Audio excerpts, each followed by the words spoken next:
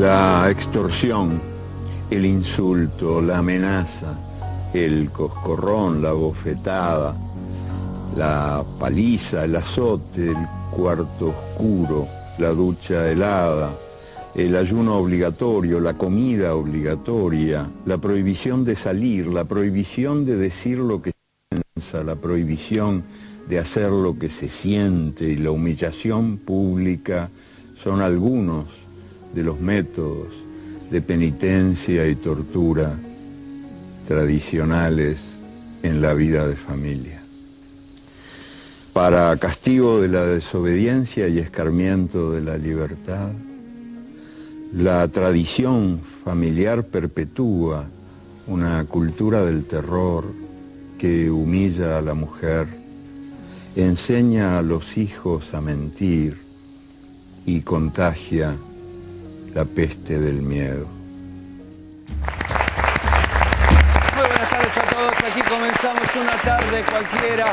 Este fue nuestro pequeño homenaje a un gran escritor uruguayo fallecido recientemente, Eduardo Galeano, y con estas palabras queríamos homenajearlo, gran escritor, Las venas abiertas de América Latina, su obra, digamos, cumbre, si podríamos decirle, entre otros.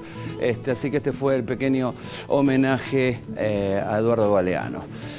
Hoy tenemos un programa muy especial. A las 19 horas se estrena aquí en la televisión pública un documental, Hijos de la misma historia, y nosotros vamos a hablar de previa, así que tenemos muchísimos invitados en el día de hoy. Y paso a enumerar y quiero un gran aplauso entre todos. Hoy nos visita el MST, el nuevo encuentro, la gente de Correpi, la Cámpora, Agrupación Miles, Agrupación 26 de Julio, Agrupación JP Vita, Camino Popular, Frente de Izquierda, Libres del Sur, el PRO con la Agrupación Simón Bolívar, Seamos Libres, vienen chicos del Nuevo Más y la UCR, los Irrompibles, están hoy acá con nosotros para encarar esta tarde, que no es una tarde cualquiera. Vamos a encararlo desde este lugar, desde lo que es la agrupación Hijos, y bueno, con toda esta previa a lo que va a ser el documental que se va a presentar hoy aquí a las 19 horas, no en este programa, sino en la televisión pública. Para entrar en clima, para saber de qué vamos a estar hablando en el día de hoy, vamos a ver el primer tape.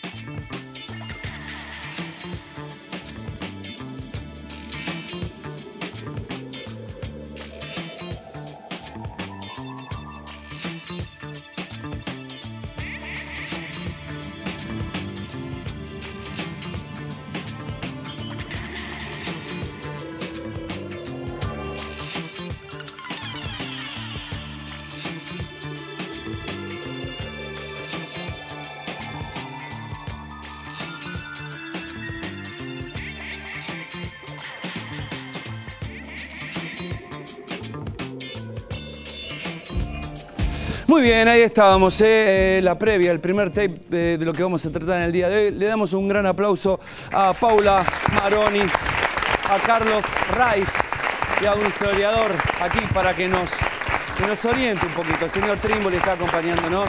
También muchísimas gracias por participar, por venir la primera vez acá. En una tarde cualquiera, es una experiencia importante. Hoy es muy temática la cosa, pero es una experiencia, porque es el espacio de los chicos, el espacio de los jóvenes, y acá, bueno, se habla de todo. Hoy, bueno, haciendo la previa a lo que va a ser este documental, y los chicos también seguramente tendrán sus preguntas para con ustedes. Pero bueno, Trimboli, entremos en tema y hagamos una pequeña historia de Hijos, ¿no? Como agrupación, para los que no conocemos y para los que conocemos, ¿no? Bien, a mí lo que me interesaría resaltar fue lo que significó la aparición de Hijos en la escena política argentina, en la escena cultural argentina. Yo recuerdo porque en ese entonces me desempeñaba ante todo como profesor de historia en el año 1995 y en particular en el año 1996, porque fue la primera marcha del 24 de marzo en donde hace su aparición Hijos. Y para todos nosotros es una enorme novedad. Yo pertenezco a una generación, digamos, más grande que los compañeros. Y fue la novedad de tomar conciencia de que la cuestión de los desaparecidos no había quedado anclada en los años 80, tampoco en la lucha de las madres, tampoco en la lucha de los familiares y de las abuelas, sino que tenía una continuidad evidente, y esa continuidad eran los hijos, que había algo que no podía interrumpirse. Y eso para nosotros fue importantísimo y al mismo tiempo pienso que la escena política nacional fue una enorme novedad. Se suele decir que hay un acontecimiento en la vida de una sociedad cuando sucede algo que no estaba previsto. La aparición de Hijos tuvo realmente la relevancia de un acontecimiento. Les propongo ver un tape sobre Hijos y ya seguimos ahondando más en el tema. Que a partir de la fecha el país se encuentra bajo el control operacional de la Junta Militar. Perpetua y efectiva a todos los genocidas. A pesar de las bombas, de los fusilamientos, los compañeros muertos, los desaparecidos, no nos han vencido.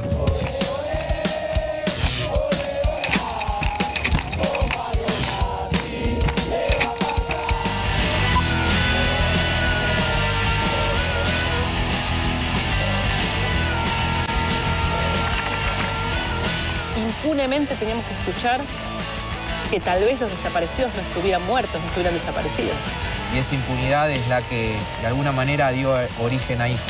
30.000 compañeros detenidos desaparecidos. ¡Presente! 30.000 compañeros detenidos desaparecidos. ¡Presente! Y me dijo, apareció tu hermana, Verónica. Es muy difícil de explicarle a alguien que no vivió algo así que es, pero yo creo que me estalló la cabeza de felicidad.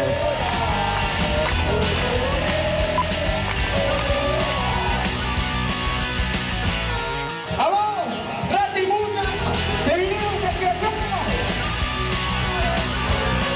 Condenar a Jorge Rafael Videla a la pena única de reclusión perpetua.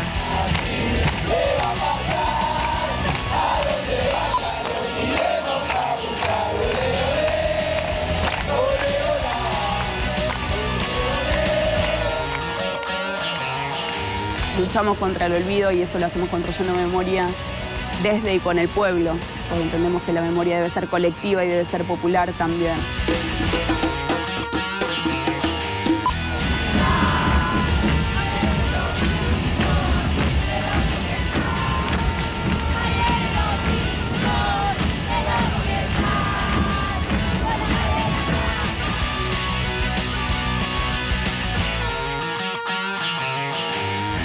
Hijos e hijas por la identidad y la justicia contra el olvido y el silencio.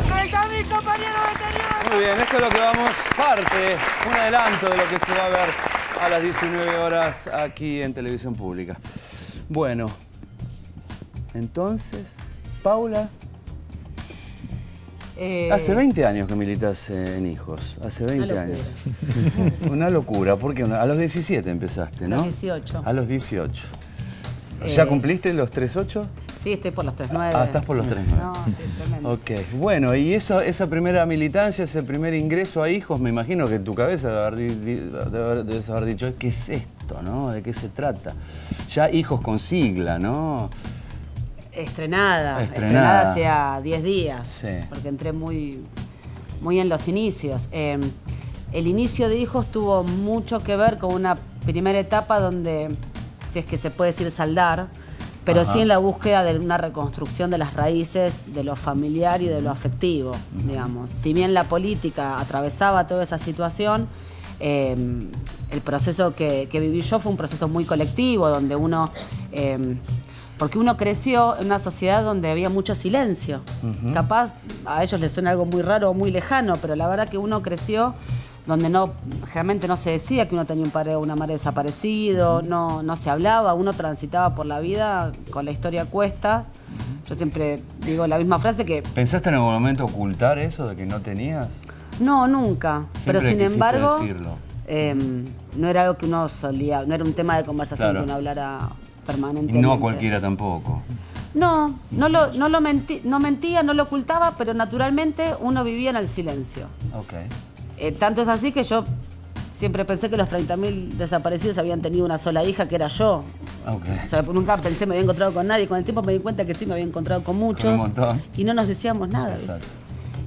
Así que la primera etapa tuvo mucho que ver con eso, con sentirse en familia, con sentirse con pares. ¿Esa contención la encontraste en la agrupación? Absolutamente. Paula, una pregunta para vos y para Javier y para Carlos también. Arrancábamos el programa viendo a Galeano hablando de la cultura del terror, aplicada a las familias, a esto de la penitencia, el castigo, el silencio. ¿Cuánto de la dictadura todavía heredamos de la cultura del terror? ¿Domésticamente, en algún rinconcito de la vida cotidiana? ¿Qué queda de eso? Me cuesta contestar esa pregunta porque creo que afortunadamente o lo que me rodea no queda mucho, no queda nada, te diría, porque la familia es una muestra de lo que es la sociedad, digamos, no existen las familias por fuera de lo social. Y creo que en lo social hoy estamos viviendo un presente donde se habla mucho, se dice mucho, en las escuelas, en los barrios, en las casas, con los amigos. Digo, creo que es un momento, hace rato, donde todo se exterioriza. No sé qué queda en la familia de esto. Tal vez muy poco, por suerte. Y dentro Javier, de eso poco sí, que vos crees que puede llegar a quedar, como, ¿qué pensás de la gente que quiere callar, quiere dar vuelta a la página y decir, bueno, listo, ya lo que pasó, dar pasó, vuelta, ¿no? El dar vuelta a la y página. seguir mirando para adelante? Yo creo que lo bueno de que el Estado haya tomado como política los derechos humanos hace que esto no quede en la subjetividad de cada uno o en las ganas que tenga cada uno de elegir callarse, mirar para atrás o mirar para adelante. El Estado anuló las leyes por Congreso de la Nación, Corte Suprema de Justicia. Hoy los militares están en los tribunales, hoy hay condenas. Entonces, por suerte, lo que hace una política de Estado es sortear las subjetividades y decir de arriba para abajo, estos crímenes se juzgan, estos crímenes no pueden volver a suceder, para mirar para adelante. Entonces, por suerte, esa política de Estado ha saldado estas cuestiones más individuales. Empezamos con las preguntas de los chicos. A ver, caballero, Bueno. bienvenido. Bien, muchas gracias. Bueno, buenas tardes. Primero me presento. Yo soy INTI, milito en Patria Grande, que es una de las organizaciones de Camino Popular. Y quería preguntarle acá a los compañeros. Primero, en realidad coincido plenamente con lo que venía diciendo Paula. La conquista de la derogación de las leyes de obediencia debida y punto final fueron una conquista histórica del pueblo argentino que me parece muy importante mencionarlo y que para nosotros, desde quienes estamos en este espacio, es particularmente sentida, sobre todo a partir de una compañera muy valiosa que integra el espacio, que es Patricia Walsh, que bueno, es la hija de Rodolfo Walsh, y que bueno, fue la que presentó, de hecho, los proyectos de derogación de las leyes de obediencia debida y punto final, pero quería preguntar, digamos, hoy, más allá de las políticas de Estado, que entiendo que son parte de estas conquistas históricas, si podemos ver en otros derechos sociales quizás la vulneración de los derechos humanos y en cuáles serían, digo, por ejemplo, las políticas más represivas de las policías que todavía no se depuraron, los servicios penitenciarios en las cárceles. Nosotros, por ejemplo, hacemos mucho trabajo en las cárceles. Vamos de a una con las preguntas, así no la mareamos a Paula. ¿Alguna tenía respuesta de las que...? Concretamente la pregunta las que es... preguntó Inti. ¿Dónde queda? ¿Sin lo punitivo, por ejemplo? No, queda claro, todavía la si en las fuerzas de seguridad, por Sí. ejemplo, la Policía Federal, la Policía Bonaerense, los servicios penitenciarios, Sí. todos los servicios que entendemos que hoy no están depurados, que Sí. siguen teniendo una composición orgánica, podríamos decir, de la dictadura militar. Sí. Ahí, digamos, ¿cuál es la tarea para realizar o cómo se puede dar esa discusión? Yo creo que esas discusiones se están dando. De hecho, se los capacita. Igual no voy a ser yo la que defienda las fuerzas en este momento. No soy yo la mejor persona para contestar eso en relación a cómo mejorar la fuerza. Se vulneran derechos todavía. Las fuerzas tienen rastros visibles de lo que fue la última dictadura militar. Creo que hay políticas de Estado activas en relación a cambiar eso. Depende en realidad del territorio donde esto se desarrolle, porque de hecho en la capital federal se aprobaron las pistolas Taser, con lo cual el proceso es desigual.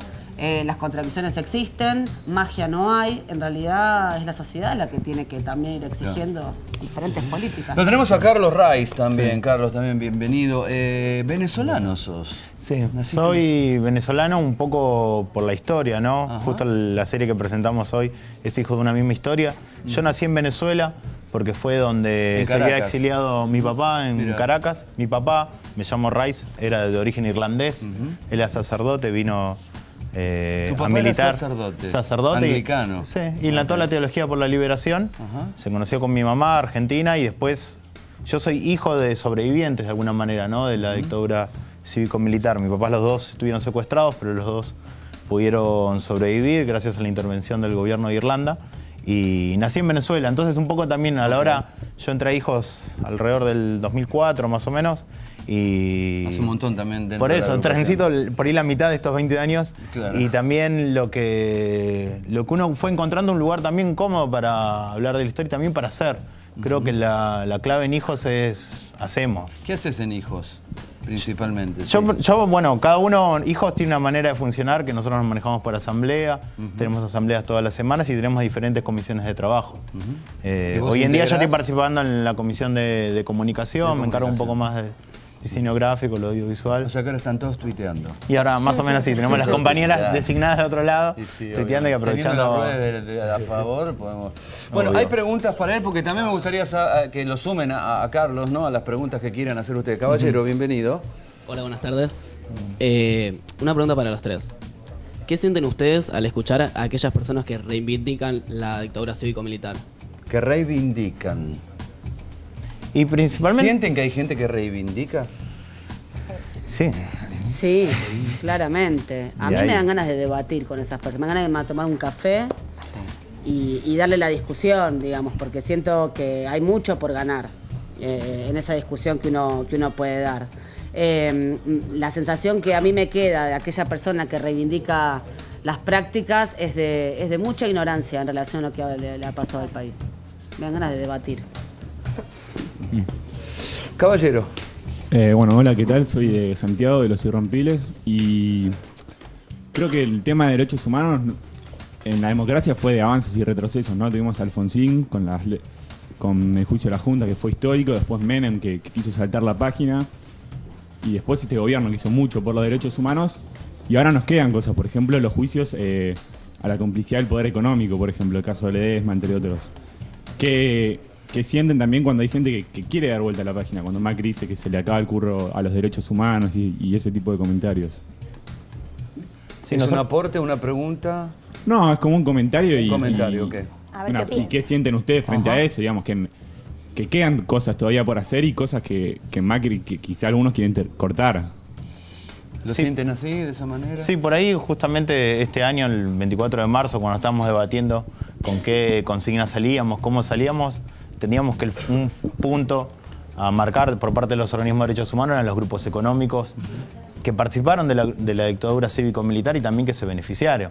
Digo, la familia Macri tuvo que ver mismo con la dictadura cívico-militar. Y digo, hay muchos grupos económicos que es justamente a lo que hay que apuntar y avanzar. Con los juicios pudimos apuntar contra los que torturaron, secuestraron, en los diferentes centros clandestinos de detención, con los que participaron de los vuelos de la muerte, pero nos falta ese, donde la justicia y la corporación judicial formó parte también de eso. Entendemos que ese es el desafío para seguir avanzando, ¿no? ¿Más preguntas por ahí, caballero? Sí, ya voy con ustedes. Mi nombre es Nacho, soy del Partido Obrero en el Frente de Izquierda. Nosotros no coincidimos con varias de las cosas que se estuvieron diciendo acá.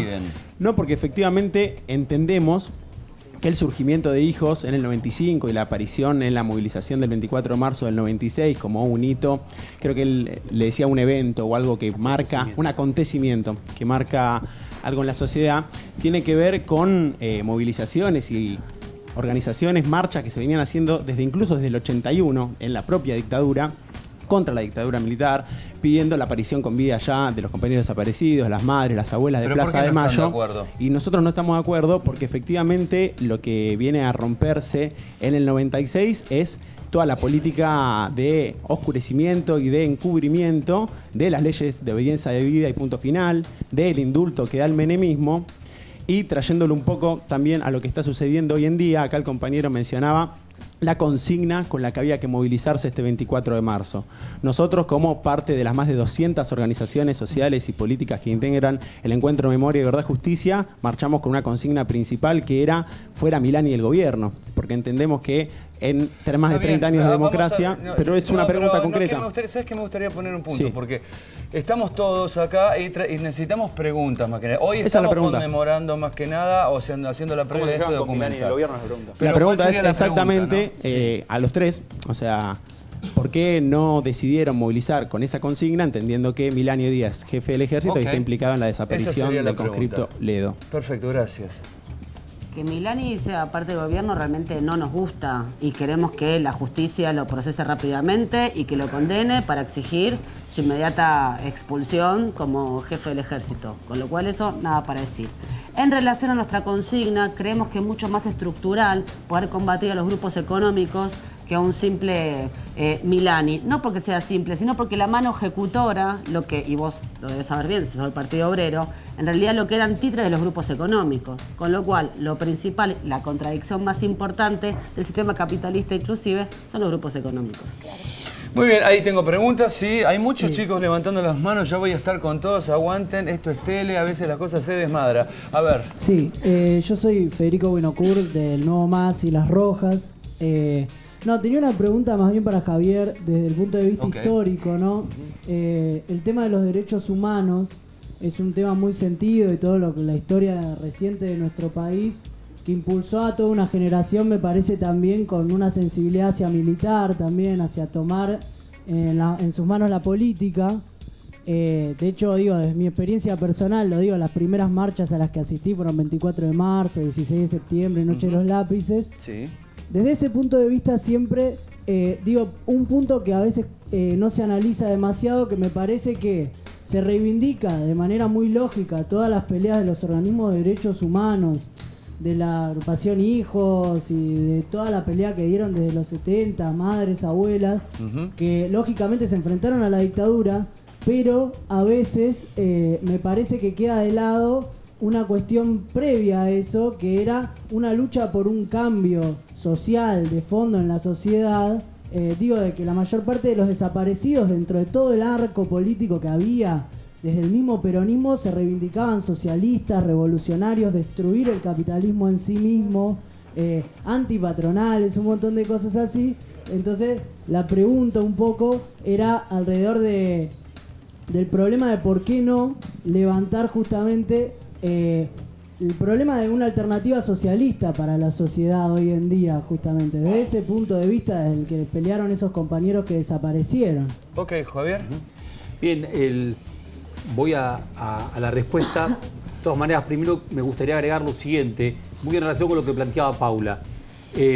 Ese largo momento de silencio que vivió la sociedad argentina, incluso durante la dictadura y sobre todo después del año 83, mucho tuvo que ver con lo que hoy los historiadores llevan a discutir a propósito de lo que se llama la primavera democrática. En algún momento se llamaba primavera democrática ese momento posterior al 10 de diciembre del 83, y ahora lo que cada vez más hay un consenso a propósito de que se trató de una larga postdictadura.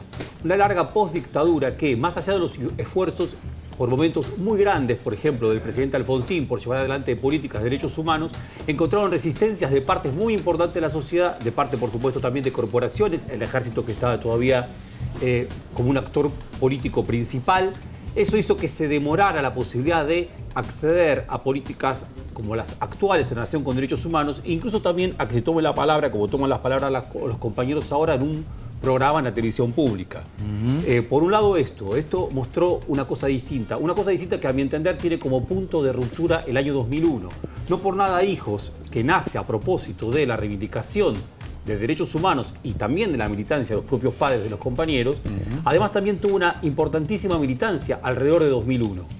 2001, si uno suma los actores sociales que confluyen en el año 2001, en esa crisis política, al mismo tiempo la necesidad de dar vuelta a la página, pero no en términos de olvido, sino al revés, dar vuelta a la página en términos de reconocimiento del pasado, Hijos tuvo un papel principal.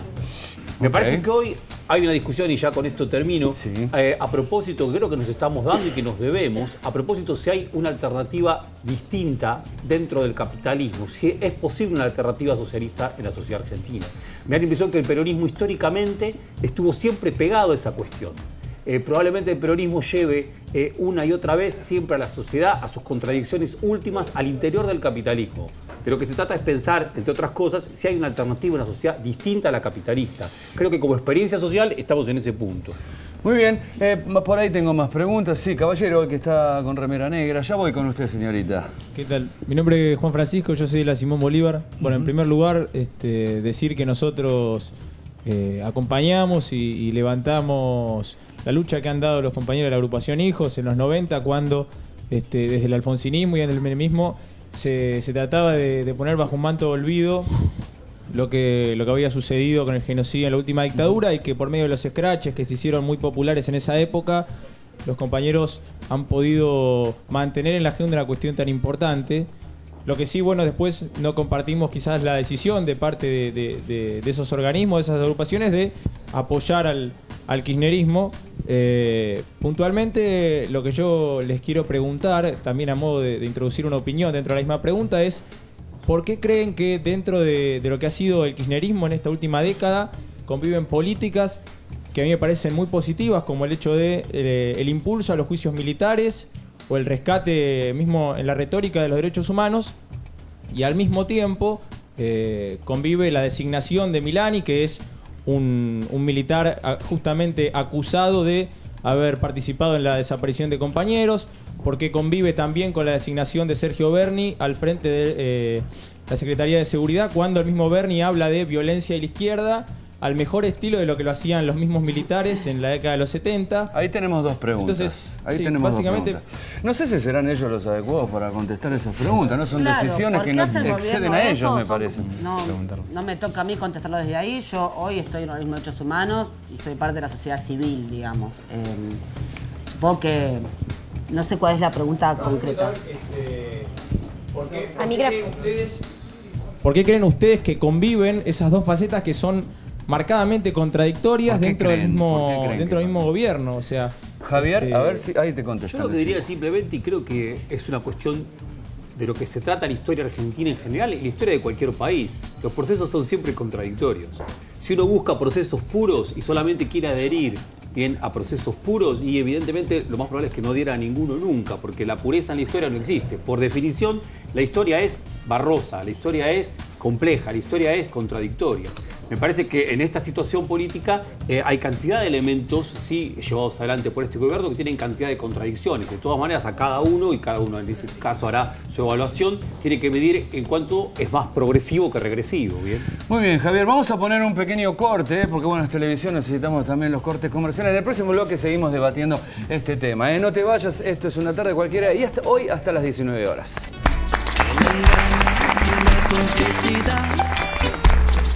De los genocidas que están sueltos, el indulto y el punto final a las bestias de aquel